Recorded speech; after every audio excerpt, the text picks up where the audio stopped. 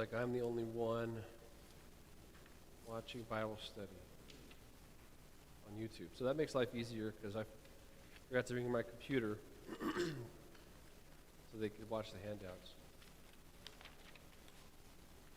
Check, check, check. I don't understand. Check, check, check.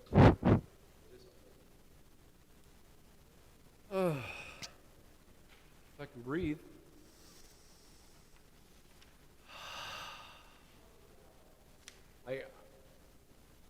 Who was I with? I think it was with Chad or somebody. And they're like, why are you getting nose surgery? And I breathed in, it was like, it sounded horrible. I can't recreate the sound. It was like, like barely moving in the air. Nope.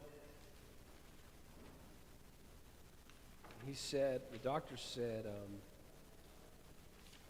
he's going to check things out in a week or so, and then look inside, and we're going to do steroids. Then I'll be able to smell again. Breathe and smell. I can smell a little bit.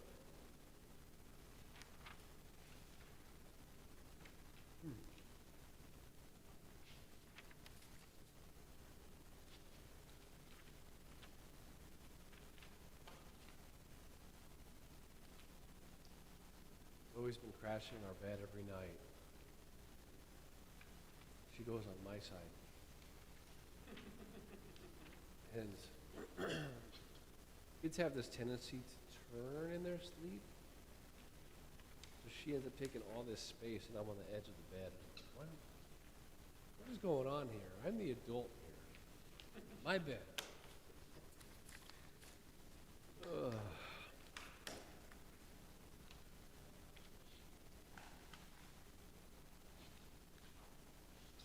Oh yeah, so yesterday, I'm at home.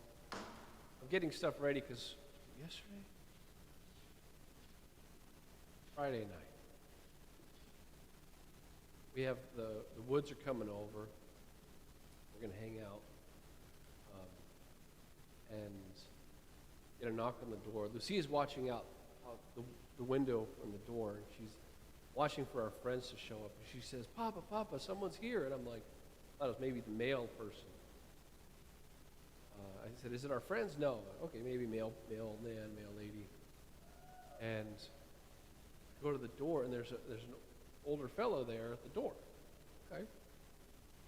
I open it up, and it's the mayor of Maplewood. Oh, okay. So we just get to talking. And I said, I'm the pastor over at Concordia on Manchester, and how can we help Maplewood? It's like, well, I just think, one of our biggest problems is that people nobody wants to listen. Everyone wants to talk and be heard. Nobody wants to listen to what's being said by anybody. Now, he's got an election coming on April 6th. So that's why he's knocking on doors. But he's expressed some frustration about the process, how things are going. It was interesting. The mayor, I've never had a mayor knock on my door, and he was just there. I invited him in for pizza, but he had other things to do. So.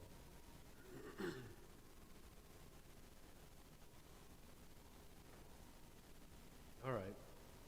Questions on the sermon? It was very didactic.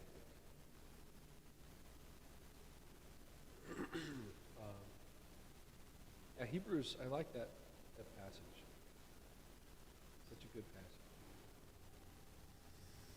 passage. All right. Any questions on anything? Anything at all?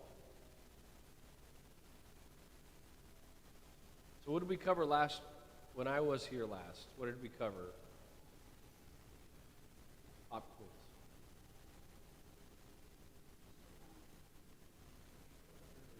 Hinduism. We covered Hinduism.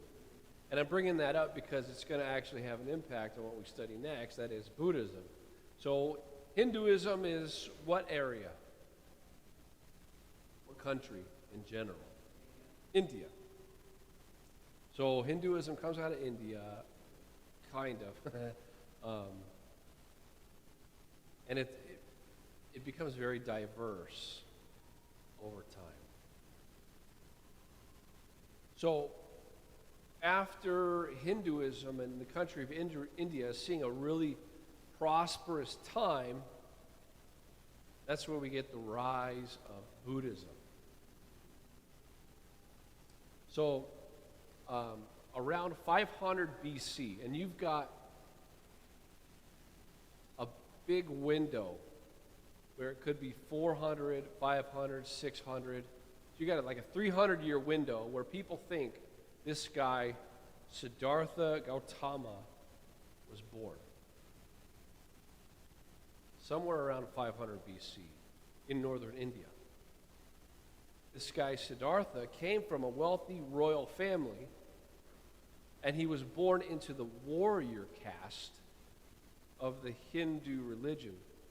So if you remember the caste system from last time, warrior is on the higher end or on the lower end? Anybody remember? On the lower end. I'm sorry, it was on the higher end. Wow. So you've got the priestly class, the very top, and then the warrior caste is right underneath them. And then merchants, merchant caste, and then the worker caste, and then the outcast. What do I call them that? Hey, make fun.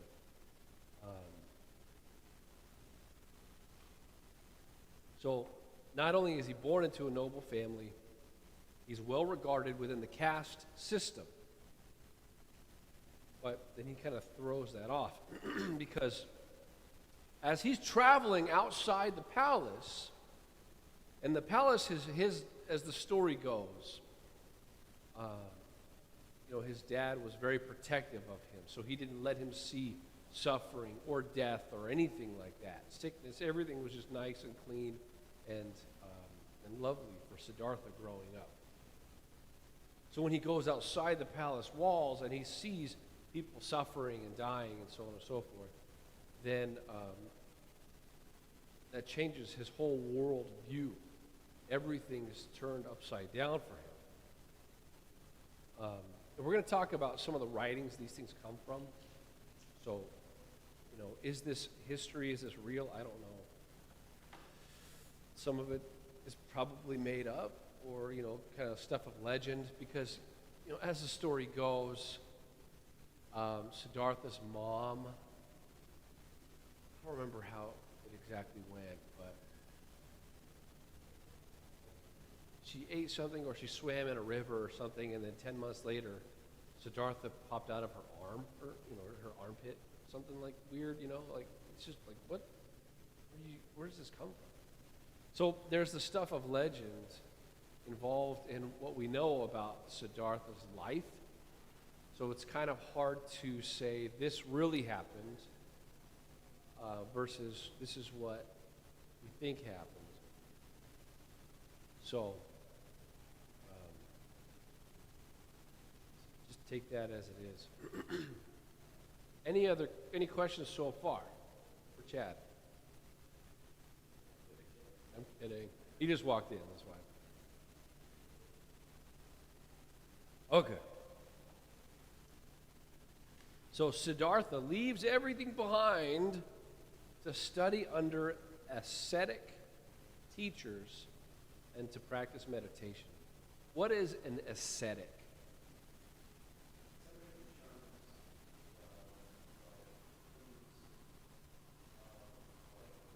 Yeah. So is asceticism, is that limited only to Hinduism and Buddhism? I get a head shake from Kelly. So asceticism is shedding all this stuff, and kind of living a spiritually pristine life, which involves really To be more spiritual means to be less material. Right? You see that on the scales in a way. So you have less of the physical stuff in order to have more of the spiritual stuff. That's an interesting thing we could talk about. So asceticism is dealing with spiritual things and leaving physical things behind. So where else can we find asceticism outside of, say, Hinduism and Buddhism? Where else is it? You shook your head no, so I'm looking at you, my wife. So Christian monks were also ascetic. I think I'd mentioned last time, St. Anthony, not Anthony and Cleopatra. St. Anthony was in the wilderness of Egypt, if I remember right, or at least in Africa.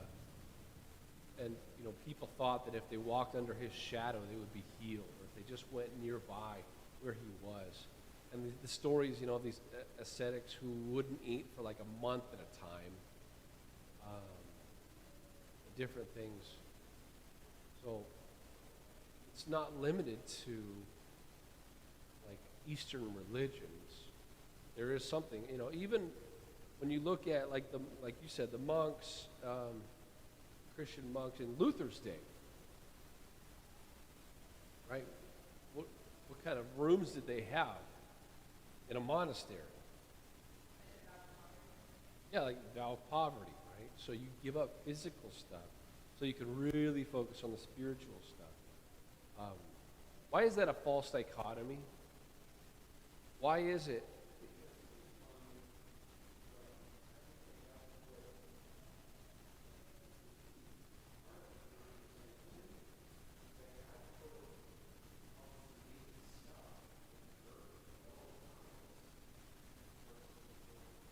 So God put, you're saying from Luke, God put good stuff in the world for us to enjoy. So when it comes to what we do on a weekly basis, is there something physical that's also very good? Gerard.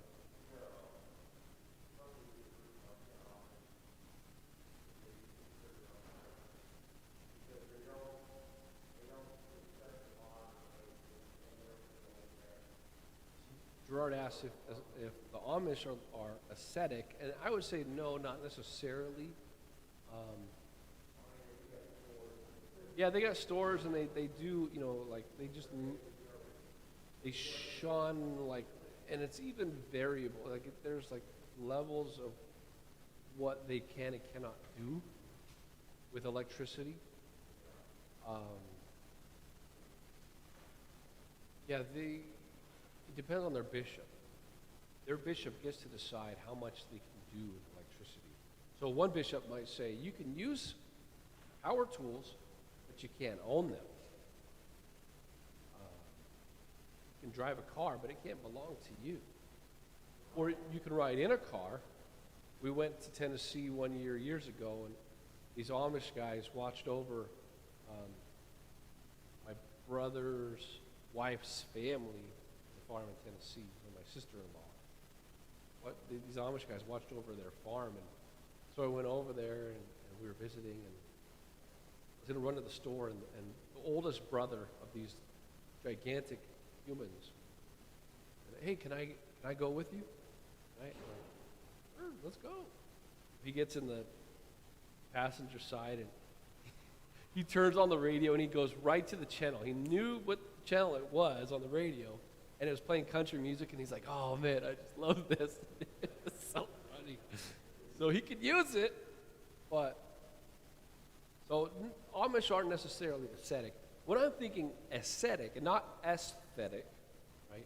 Not aesthetics, but ascetic is somebody who lives apart from society, usually. So they live out somewhere in the wild or something, and they fast. They don't eat, and they don't partake in like physical comforts. But you have this sense of, in this thinking, physical bad, spiritual good. Right? But there's also another flaw in this, is it's assuming that spiritual cannot be physical. Now, in our brains, we're like, wait a minute, that doesn't make any sense. Spiritual isn't physical. But is it? Can it be? Now, Chad's brain just like sideways turn. Can something spiritual be physical? You ate it. That's spiritual. And you ate it. So, this is the way it was supposed to be in the Garden of Eden. Physical and spiritual were the same thing. There wasn't a difference. And at the fall, they get ripped apart. This is, I think, part of the reason, we mourn when somebody dies, because we're experiencing that wrenching apart of a thing that isn't supposed to be. And so it's weird, in my mind, for Christians to say, I'm going to give up all physical things to spiritually get closer to God. You're doing it wrong. And Luther wrote, when people, like these monks, were hiding away, what good were they doing for the world? They weren't doing anything good. They were serving themselves. So they were completely ignoring their neighbor who needed their help so that they could be more spiritual. Like, no. Luther says, you're doing it all wrong. Right, yeah, 16th century virtual signaling, yeah. I mean, you're right. It is totally, on a more extreme level.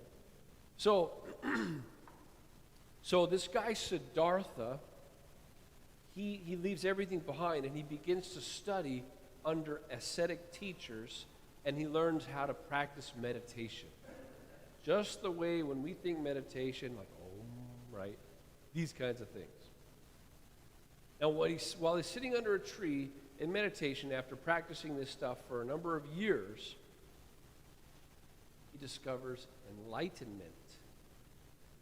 And then he's called Buddha, which means one who is awake. So he's woke.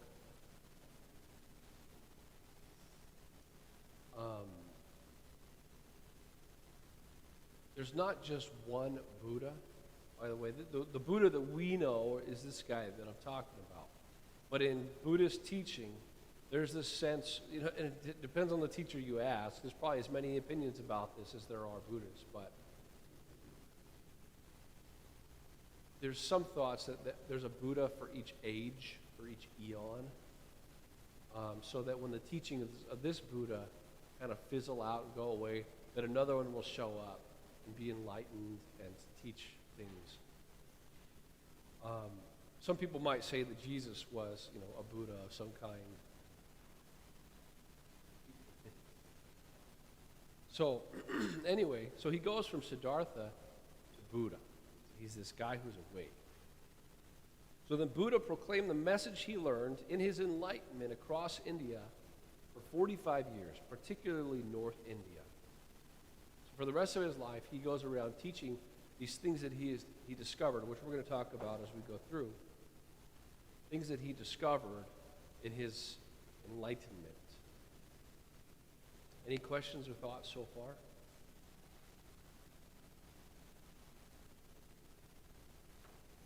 Mr. Bettledge, I see gears are turning. Should I ask? No? Okay. So after he dies, over the next few centuries, Buddhist teachings start to gain popularity. First, like I said, in North India, but then it spreads all over India. The writings about Siddhartha/Buddha begin to arise, but it's not for a few hundred years after his death that these writings start to come up.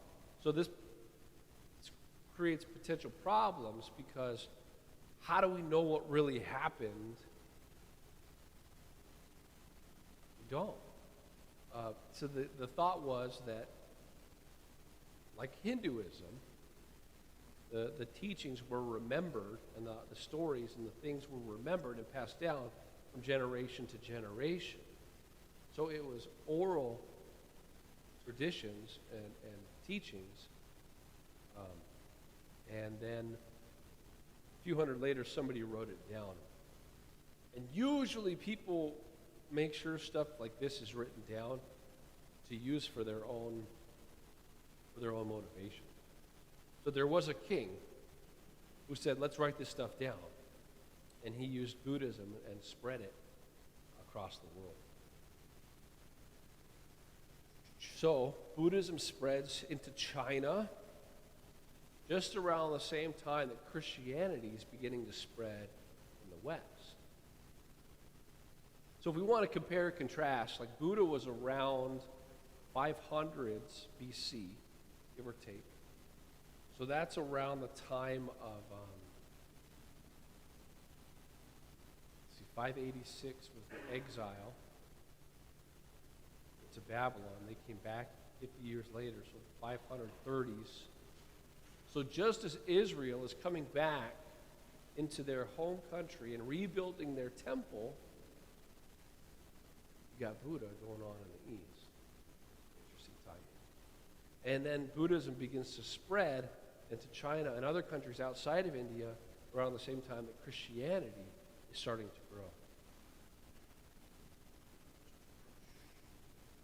Point J, over the next millennium, Buddhism begins to branch into subsects of the religion, with each one focusing on different aspects of Buddhism, Buddha, or Hindu connections. So, that point right there is a tiny nutshell of a ton of information. There's a lot of different groups in Buddhism, and they're not all like upset with each other, but they have a different focus. And one group will say these writings are the writings that we really want to focus on. And another group will say, no, these writings are the writings, or these teachings in particular. So it's not like they're at war with each other like how Islam splits into Sunni, Shiite. It's just there's a different in facets.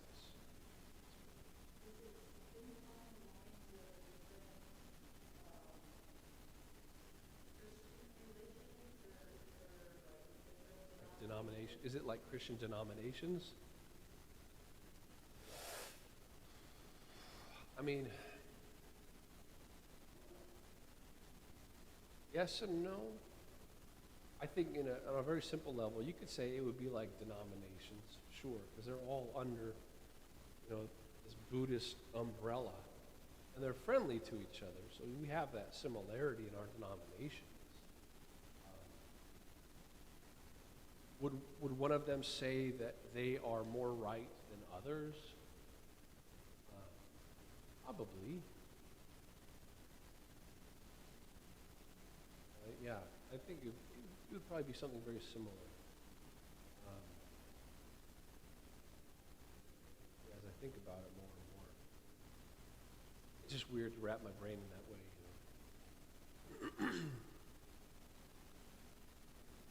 Let's see. Point K, which when we talked about Islam, right?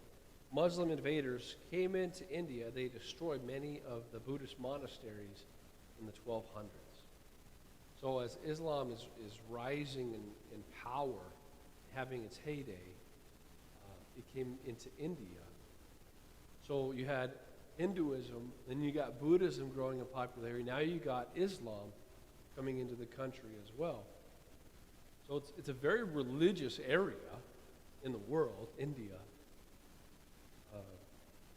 But this has a devastating impact on Buddhism when the Muslims come through. Because they almost became a relic. They dropped down in terms of numbers of followers at that time to way fewer people. So, and some of it was, well, people have different different reasons for why Buddhism dropped down so much. One, because the monks kind of separated themselves from people, and if you're separated from people, you don't really talk to them, and then your influence just kind of diminishes. Or they, became kind of corrupted, and people didn't want to deal with that religion and politics coming together. So, whatever the reasons, Buddhism dropped in popularity after the invasion of the Muslims. And it's not until 1956 where a leader in India converted over from Hinduism to Buddhism as a revolt against the caste system. And hundreds of thousands of other people also converted over. And then the religion now, today, has become the fourth largest in the world ever since. So, the lowest caste in Hinduism, right? These people that are considered, like a little girl gets a doll and you got to throw it in the mud first. Someone told me this. Did you tell me that, David? Somebody told me how a little girl in this caste, you shouldn't have new good things.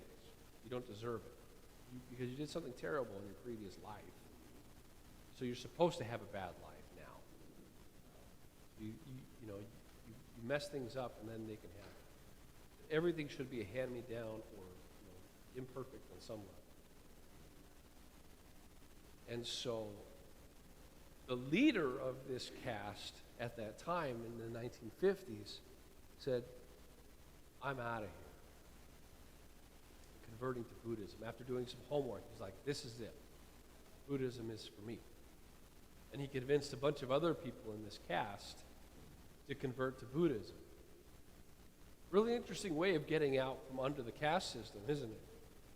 But there it was. And so this just sparked this gigantic movement towards Buddhism. And it just took off. So that's a very brief history in a nutshell of Buddhism. Gerard.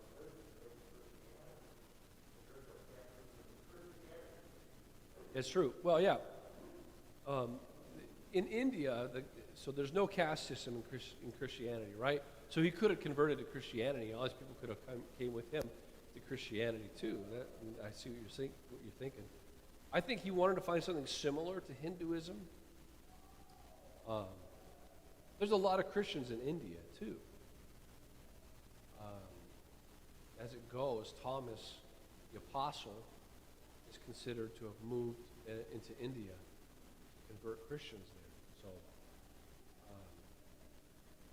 So you've got Christianity, Islam, Hinduism, Buddhism, all major influences in India. And if you're a Christian in India, you're outside the caste system.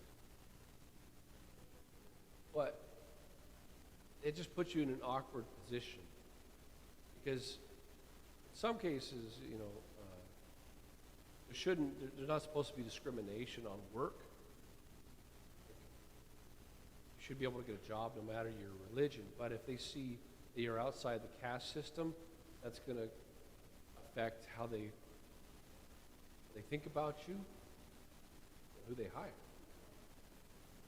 So a friend of mine who was at the seminary, his dad was president of the Indian Lutheran Synod, or whatever you want to call it. And he was studying at Concordia Seminary here in St. Louis, his son, my friend Thomas. So he was explaining to me these things, telling me about this. It was really interesting. And he's back there now doing work. So that's, like I said, that's the brief history of Buddhism in a nutshell.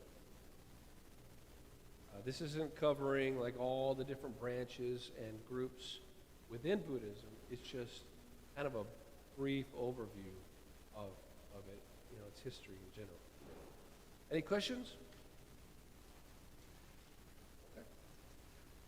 Well, I could just be making all this up. Chad, and I'll get to you.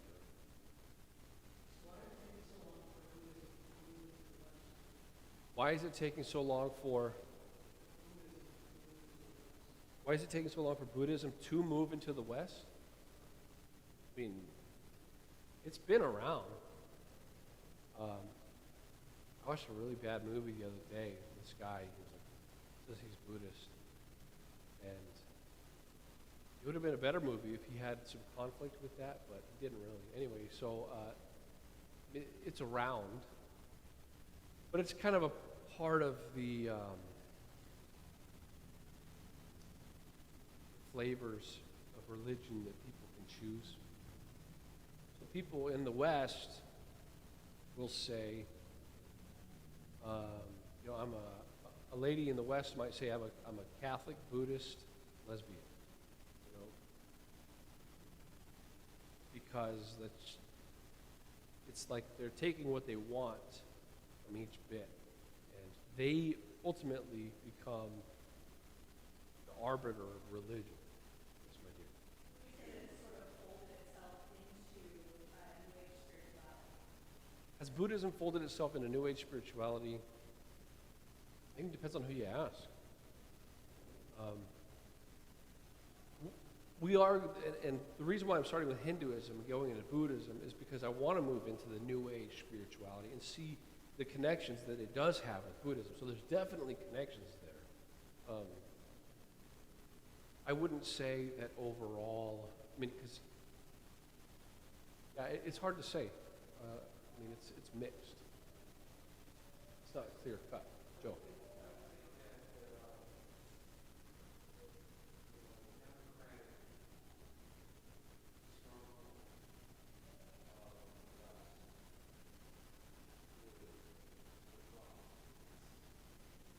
So Joe's saying that the democratic stronghold of the West should rebuff the caste system. And I can see, yeah, I mean, we have, sure, in terms of the caste system, I don't think that would apply here. But, especially with what we've been through with slavery and all of that, right? But in terms of the different teachings outside of that, like, letting go of the material world and not having a desire, and not letting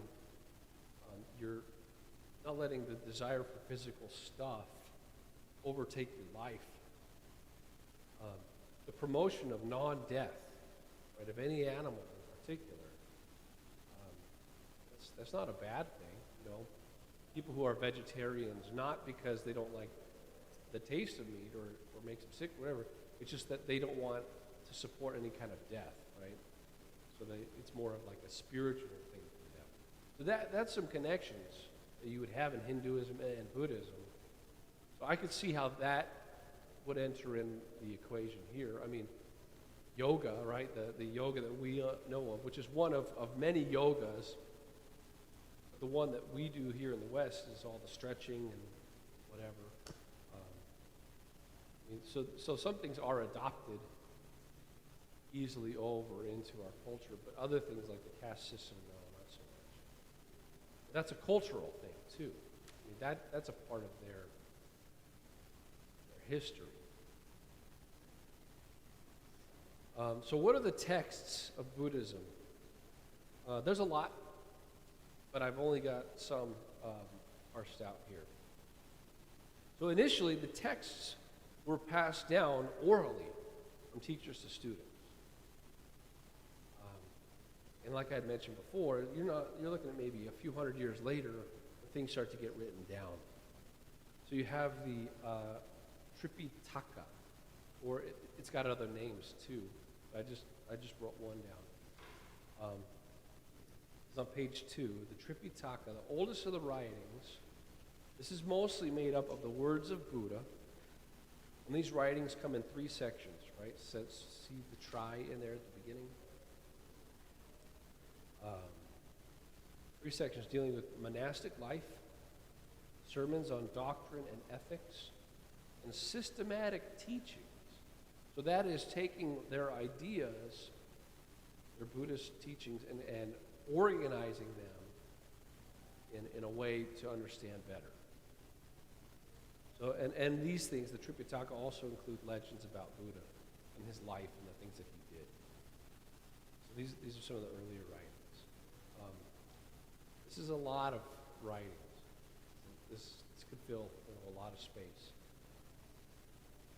Some versions of the Tripitaka contain other texts or omit texts that other branches of Buddhism retain. So, one group of Buddhists in a certain school of thinking accept some of these Tripitaka, right? And another group might accept or do accept other parts of it. So they all think, sure, these are all important, but some of them focus on specific books and say, these are the books. These are the things that everyone should be reading. And so it's not like we have the Bible, and there's 66 books, and you want to know what a Christian believes, just boom, hand them a Bible, and there it is.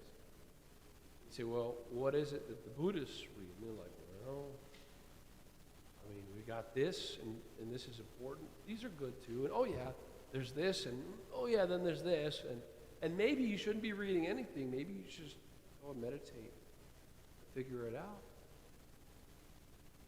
But do that with these things in mind, they tell you orally, right? So it's really hard to nail down. That's what I'm trying to say. It's very difficult. Point D, the Mahayana texts.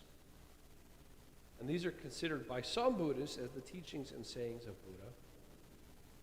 And these are considered the more in-depth teachings, not designed for the initiate, not for the beginner. And this Mahayana texts are for this Mahayana group of Buddhists. And then you have the Tantras or Tantras. These are developed much later. These texts deal with things not normally taught in Buddhist texts, like physical pleasures. It also covers different gods, meditations, and mantras. So Tantric Buddhism, you've heard this phrase. This comes later on down the road. It's mentioned in Scrooge. Doesn't matter. I don't want to go there.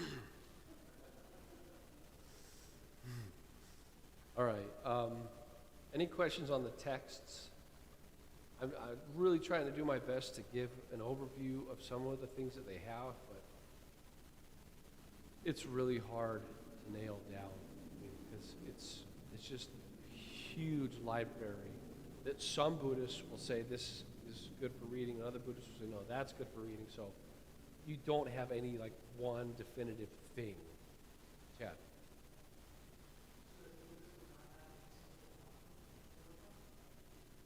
Do they not have a what document? A central dogma. Okay, so good question. Excellent segue. What are the beliefs of Buddhism? Well, I got it right here. And generally, for the most part, these are agreed upon. Big ones. 4 Noble Truths. This is what Buddha discovered under the tree. This was his enlightenment moment. So I'm going to mispronounce it horribly, but dukkha, existence is pain. Samudaya, to be an individual means you have boundaries. And in the desire to expand those boundaries and get more stuff, the individual is ultimately left unsatisfied. So the cycle repeats. So this is the sense that everybody wrestles with, I need to get a house, I need to have retirement, I need to, pick a thing. Like in life, these are these goals, and usually it has to do with stuff. And then once you have it, there's still more other things to do, more other stuff to get, right? And so it's this constant cycle of, completely, never being completely satisfied, because this stuff doesn't last. It's transit. Right? It just comes and goes in this world all the time. And so when you're constantly going through this, that you're never satisfied. So that idea of existence as pain is, suffering is not just like, ooh, it hurts, ow, I have pain in my body, but like, it's this constant angst of trying to get through life and get more, whatever. Does that make sense? No, it's kind of weird. Drug. What do the, what? What do the Buddhist monks do? Well, Buddhist monks read these texts, they meditate, spend hours and hours controlling their body. They live an ascetic life, right? So usually they live apart from other people, and they try to be rid of this desire for food, stuff, whatever. I mean, just kind of shed that thought process.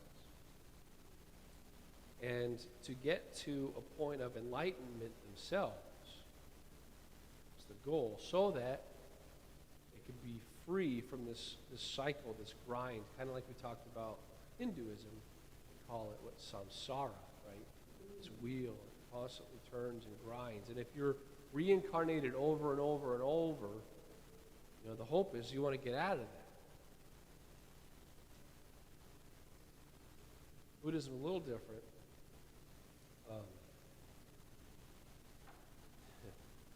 So let's continue here. So the Four Noble Truths. So existence is pain. We want to get more stuff, but this craving can be eliminated. Nuradu. And then Magga, the way to eliminate craving is to live a certain way. These Four Noble Truths. So other teachings in Buddhism, there is no self. That ego that we learn, right? The me doesn't exist. Because people are made up of body, feelings, ideas, inclination, right? Your thoughts towards something, and consciousness. There's all these things that are wrapped up and intertwined and make a human, but because they're constantly changing, right? Your emotions, your consciousness, your inclination, these things change. You don't last, right? And so the sense is that there really is no you in Buddhism. You have no self. It's just these layers of things. And so the idea is to just let that go, the idea of self. Chat.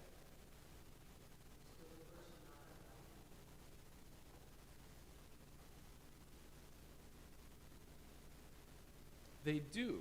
I mean, the world creation has value. Like there is something to be said about being good in Buddhism, caring for creation and other things out there. But you do it because it's good. And it also moves you, doing good things also moves you forward to escaping whatever this world is, the material world, right? And so it's kind of helping you along the way.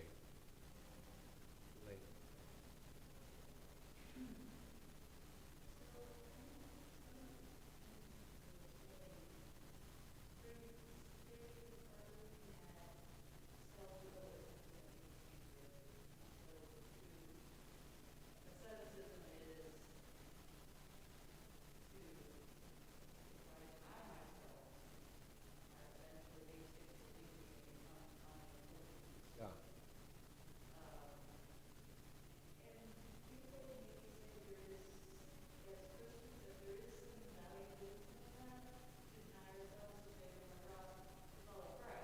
Sure, yeah.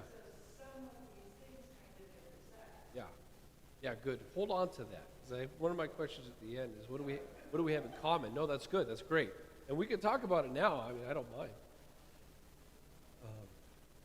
hold that thought. We got a little. All right, cool.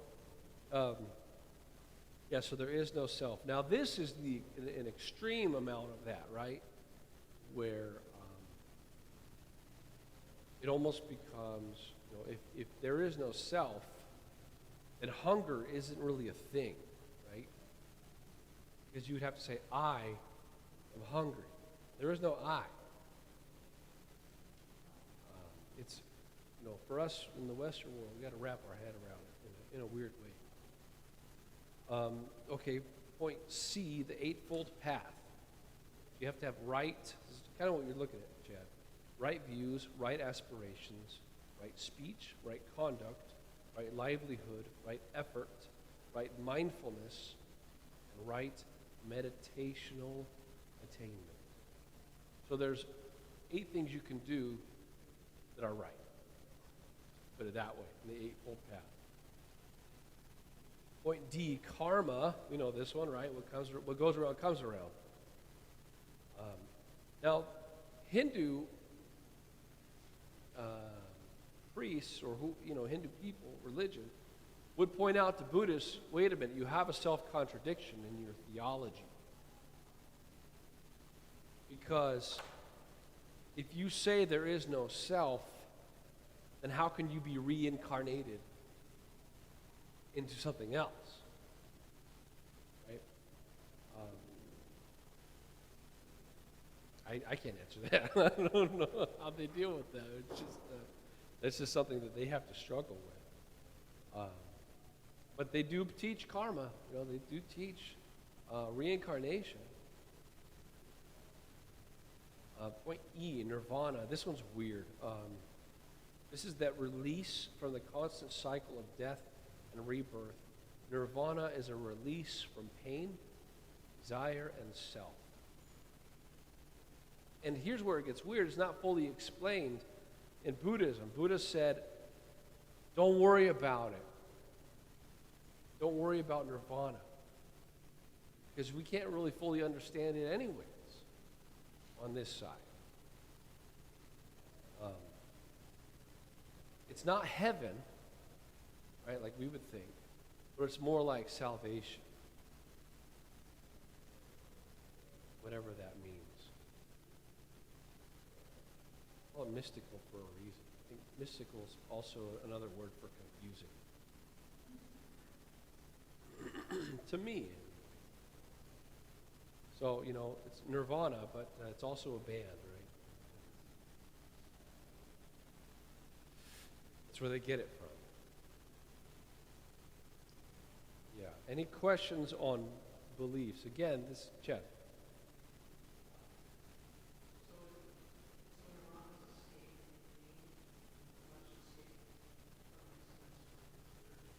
So nirvana is escape from pain? Is that what you're asking? As much as what? Oh, as much as escaping from the smell of Teen Spirit. That's a Weird Al reference. When he remade that song written by Nirvana. So we've got layers of references going on here. Yes, it's like escaping from smell. So it is escape from pain, but it's not, I wouldn't say it's escape from pain. It's more like pain just isn't a thing anymore for you. That makes sense? And another weird thing is that Buddha said you could actually experience nirvana in this life. You don't have to die to experience nirvana. What does it look like? I mean, ultimately, it's just this sense of nothing matters. The Eightfold Path, yes, there are right things to do, but in terms of,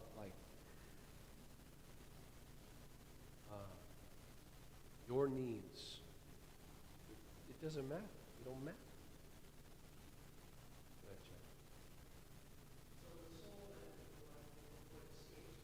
No soul. There's no self. Right? So Chad is asking, is the soul is what escapes? Now in Hinduism, you have that, right? Atman. going to Brahman, right? And Buddhists are anti-atma. There's no self.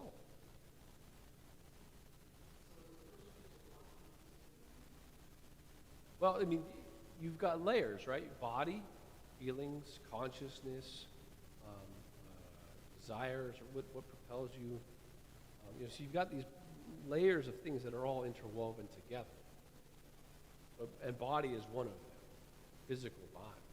But it's not, when I say you, it's not really you. These are just things that when somebody sees these things put together, and in our Western mind, if I'm trying to put myself in someone else's shoes that believes this, it's like a mixture of all these things standing there. But it isn't real because it doesn't last.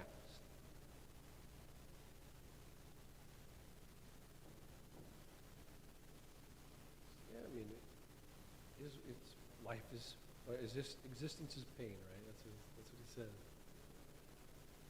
It's strange. So, how do we share Christ with someone with these beliefs? Well, first I would say do more homework, read more up on it. This is just a brief overview. But Elaine, you were alluding to something earlier. Remember what you said that we put it on pause? Yes, I know.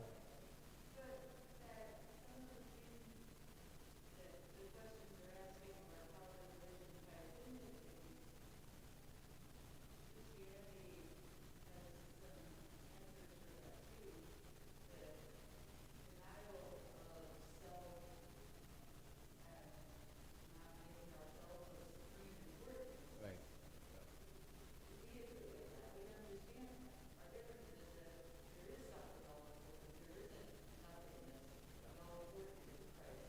Yeah, so Elaine is saying we do agree that there's denial of self, right? Deny yourself, like you said, take up your cross and follow him, what Jesus said. But why are you denying yourself? I guess what's the motivation for denying yourself? Serve Christ, and how do we do that? What does that look like? Serving our neighbor. So it doesn't mean deny yourself, go live in the desert alone, and shun the world. It means deny yourself in order to provide extra abundance for your neighbor. So, yeah, we have different motivations for it. So there's a sense of, yes, we do deny. We should fast, which is not easy.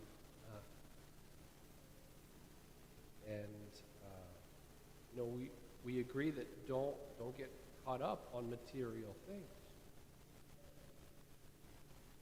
like wealth or power or whatever. Where that diverges is we don't say physical things are bad. They're just broken. The machine that God created that was running so smoothly, Adam and Eve took a wrench and just threw it right in there. And it doesn't mean that the machine's not running anymore. It just got issues now where Adam and Eve were the perfect husband and wife, and after the fall, he'd sit on the recliner watching the game while the sink is still dripping in the kitchen. And the wife stands over him, ordering him, telling him what to do, because he's not doing what he's supposed to do, right? So she becomes the boss. You do this. I mean, right, helper, yeah. And so, does that mean that Adam is off the hook because of the fall? He doesn't have to lead anymore? No. Does that mean that Eve is off the hook and she doesn't have to help her husband anymore? No. It's just that now it's just a lot harder to do. In fact, it's probably impossible. It is impossible without the work of the Holy Spirit. What else? What else do we have in common?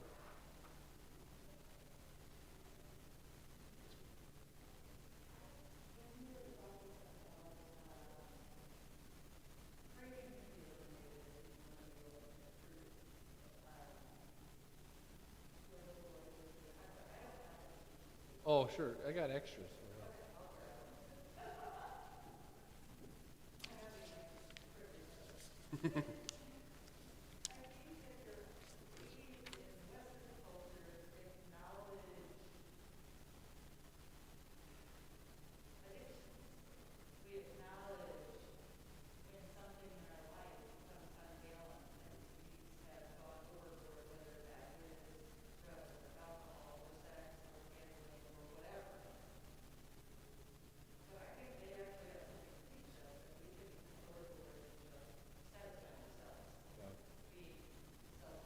So we have addictions and we are selfish.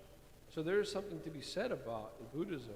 They do respond to that. There is a sense of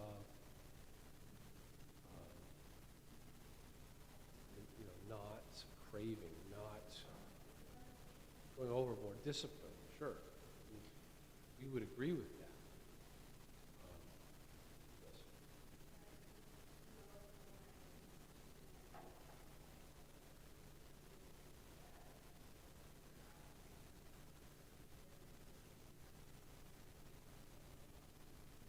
There is a God.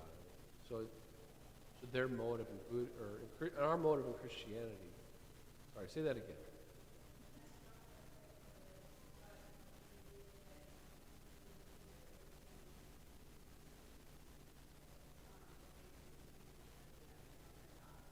Sure. Okay. So it breaks the first commandment. So addiction is breaking the first commandment. Right? That's our motivation, is that we don't want to break the commandments.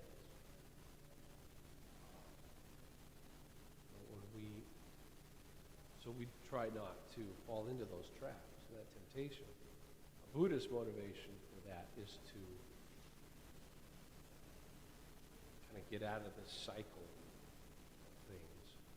So it's really not for the neighbor, it's not for God. It is self-serving. I mean, really, it is self-serving. Yeah. Am I saying that right? Maybe. Okay. So we have a couple points from Dr. Bond. Isn't denying ourselves much more than, say, giving something up for Lent? Isn't it denying the sinful heart, the self, that wants to be like God? And so this is connecting, Dr. Bond, you're both connected on the first commandment here. Like Adam and Eve's desire at the fall, to be like God. So we deny ourselves that part of ourselves that wants to be God. That, she's saying, is the bigger question. So can we find a touch point with Buddhists in that it is no longer I who live, but Christ who lives in me? It's about moving away from the sinful self, but not to let go of any conscious self that God created, rather to Christ living in us. So yeah, we would take, I guess, that sense of nirvana, salvation, and say, look, this is real nirvana, is that Christ has set us free from the desires and the temptations of the world. It doesn't take us out of it, but we are now filled with Christ and the Holy Spirit to do a better eightfold path, a better right way of doing things, that is to love God and to love our neighbor. So definitely have some good connections there. Yes, ma'am. Right. Mm-hmm.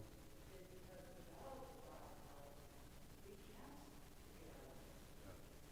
We're stuck in this. You get one go.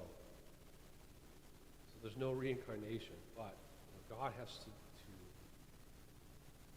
choose us, to save us, to come down to us. Otherwise, it's impossible. Yeah. And then maybe not us, but the next generation. The next generation would be stuck trying to please God somehow or get out of this system somehow.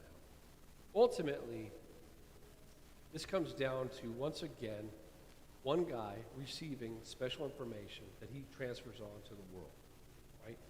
The same was the case with Islam and Muhammad, right? One guy receiving special information, passing on. How is this different than Christianity? Because you have multiple witnesses, hundreds of witnesses, of a man who died and came back to life, who was killed by professional, what do you call it? Executioners, thank you, that was the perfect word. Professional executioners killed Jesus. This was their living. And yet Jesus shows up alive again. And he had some words to say before he died, right? Like, I'm going to come back to life. 3 times he says that to his disciples. I'm going to die, and I'll come back to life. You have multiple witnesses to his words. You have multiple witnesses writing down the accounts of Jesus as witnesses very soon after he rises from the dead and ascends into heaven. Not hundreds of years. So we have a reliable account, not just from one person enlightened and sharing this information, but with a plethora of witnesses who heard the Son of God and, and witnessed his work. So that's one big difference. We're at time. So before children storm our halls here, we'll close with prayer. Lord of heaven and earth, we thank you that you have called us to be your children. We are grateful that you provided us with peace that passes all understanding, and that you help us to serve you and serve our neighbor. Help us to be faithful witnesses of Jesus Christ and his work for all people. Help us to understand people who believe in Buddhism a little better, so that we can share Christ with them, so that they wouldn't be terrified by the pain and existence in this world, so that they wouldn't be stuck thinking that things in this world don't matter or maybe aren't even good. Call them, Lord, by your word, to be faithful, to believe in your Son, because it's through him you give us life that lasts forever. Pray this in Jesus' name. Amen.